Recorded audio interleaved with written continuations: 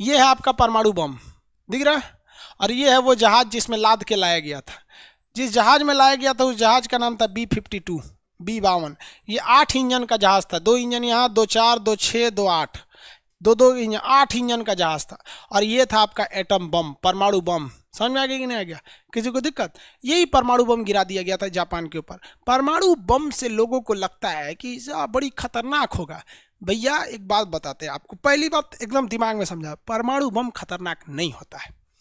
परमाणु बम एक तरह का हाईली रेडिएटेड पॉल्यूशन है। परमाणु बम बम नहीं है भाई, ये एक तरह का प्रदूषण है, समझे? कोरोना क्या है? बम है? नहीं, ये प्रदूषण है, हमसे आप में फैल रहा है, आपसे उसमें फैल रहा है, जान ले रहा है। ऐसे ही परमाणु बम होता है। परमाणु बम का रेडिएशन कोरोना से भी छोटे होते हैं सब, और इसका असर हजारों साल तक रहता है, और ये हवाओं में फैल जाता है। जो इसको सूंघता है ना, उसका रेडिएशन हो जाता है 2 से 3 दिन के अंदर, उसका फेफड़ा, किडनी, गुर्दा सब सड़ जाता है, मर जाता है आदमी। तो परमाणु बम मान के चलिए कि दिल्ली में अगर फट गया तो हरियाणा के लोग 3-4 दिन बाद मरना चालू हो जाएंगे परमाणु बम से। तो परमाणु बम दिमाग में, हम लोग छोटे थे तो हम लोग को लगता होगा इसे बम फटेगा, तबाही मचेगा, इससे आग निकलेगा। ये भाई जहां गिरता है वहां आग निकलता है, ये नो डाउट इसमें है। लेकिन बाकी लोग मरते हैं तो पोल्यूशन की वजह से। परमाणु बम जो है वो एक तरह का प्रदूषण है, दिमाग में बैठा लेना। Atom bomb is nothing more but it is very harmful radiative pollution. समझ में आ गया कि नहीं आएगा? इसका असर बहुत ज़्यादा पड़ता है। तो कोई भी प्रदूषण उसे कम करने का तो उपाय है, तो इसे कम करने के लिए बोरिक एसिड का छिड़काव किया जाता है। किसका छिड़काव किया जाता है? Boric acid.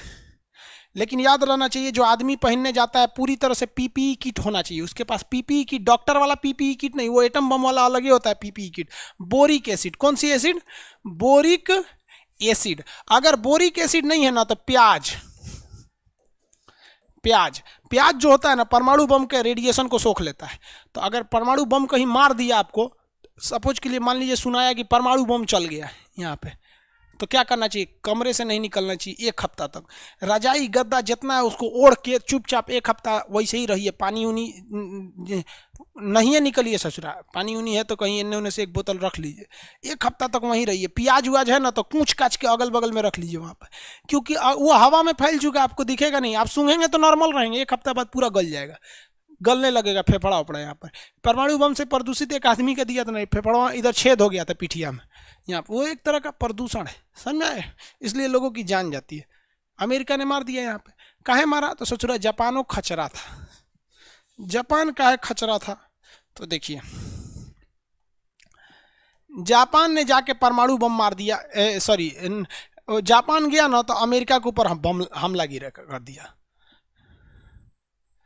आप कहेंगे कि सर अमेरिका यहाँ है, जापान यहाँ है, इसे ऐसे जाके काहे हमला किया और ये ऐसे जाके काहे हमला किया? तो भैया ऐसे हमला नहीं हुआ है। रियलिटी में ये दोनों देश बहुत करीब हैं। आप देखिए ध्यान से, पृथ्वी जो है ना वो गोल है। पृथ्वी क्या है? गोल। तो अभी देखिए यहाँ ध्यान से, ये जापान दिख रहा है, ये हमारा इंडिया दिख रहा है कि नहीं दिख रहा है? यहाँ, अरे यहाँ इंडिया दिख रहा है, ये चाइना है, और ये देखिए ये अमेरिका है।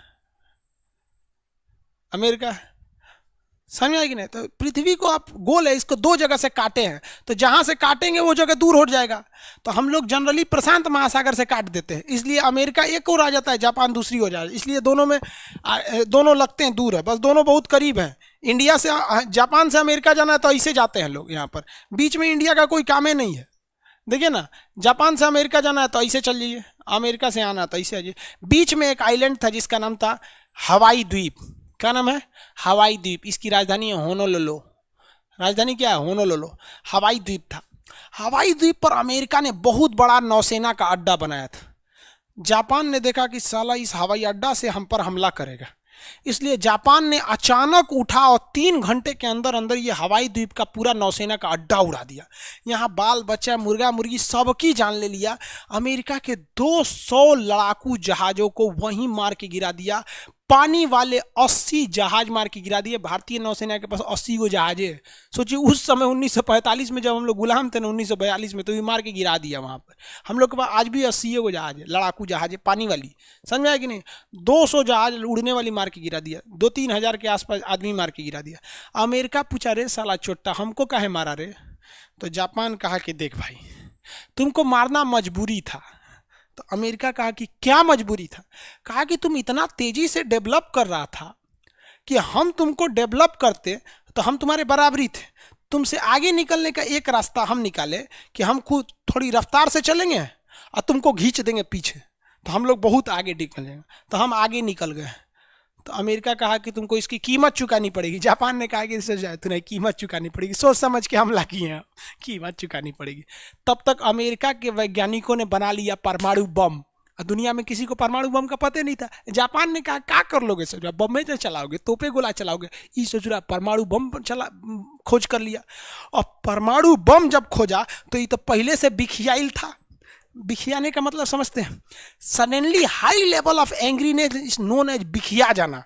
देहात के भाषा में बोलते हैं बिखिया गया, मतलब समझिए अचानक उसको बिख आ गया। बिखिया के अमेरिका गया ना, धाए धाए मारा परमाणु बम दू गो, और कहा कि अमेरिका तुम जापान तुम सरेंडर कर, ना तो तीसरका टोक्यो में मारेंगे। तो जापान ने सरेंडर कर दिया, कहा कि हम ना लड़बो। जापान ने उसी समय कहा कि भाई साहब युद्ध से कोनो फायदा नहीं होता है। तो जापान ने कहा कि हम अपनी सेना ही नहीं रखेंगे, अगर कोई देश हमारी सुरक्षा की गारंटी ले तो अमेरिका कहा ठीक है ठीक है ठीक है, हम तुम्हारी रक्षा करेंगे, जब तक दुनिया है हम तुम्हारी रक्षा करेंगे, तुम सेना मत रखना। जानते हैं अमेरिका क्यों कहा? क्योंकि इसकी रक्षा करने के लिए यहाँ अमेरिका की सेना रखनी पड़ेगी। और उस समय चल रहा था शीत युद्ध, द्वितीय विश्व युद्ध के बाद शीत युद्ध, कोल्ड वार। कोल्ड वार में ये अमेरिका चाहता था रूस को दबा दे। अब उसको देखा कि रूस यहाँ है, चाइना यहाँ है, हमारी नौसेना यहाँ रहेगी, क्या टेंशन है, यहाँ से हम रूस को भी देख लेंगे, यहाँ से चाइना को देख लेंगे, यहाँ से एशिया को देख लेंगे। आज भी जापान की रक्षा की जिम्मेदारी किसकी है? जापान की रक्षा की जिम्मेदारी अमेरिका की। जापान के पास अपनी फौज नहीं है, समझ में आया? इसलिए जापान सेना पे उतना पैसा खर्च नहीं करता।